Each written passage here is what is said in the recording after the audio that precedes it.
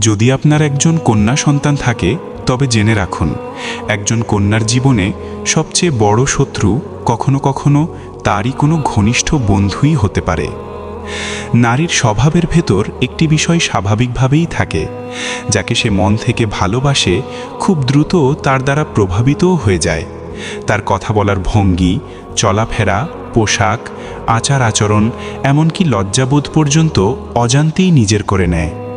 তাই যাদের ঘরে কন্যা আছে এই বিষয়গুলো মনে রাখুন। যদি দেখেন আপনার মেয়ে হঠাৎ নামাজ ছেড়ে দিচ্ছে, খেয়াল করুন সে কার সঙ্গে বেশি সময় কাটাচ্ছে।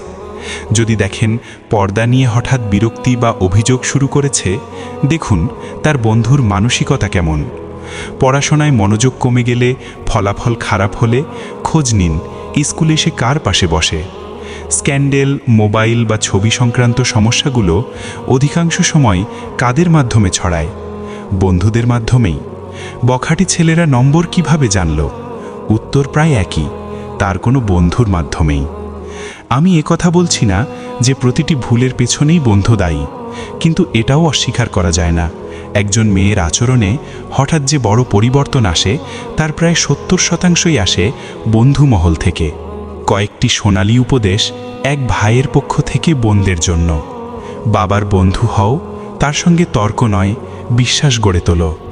বিয়ের পর স্বামীকে সম্মান করো, দায়িত্বশীল হও।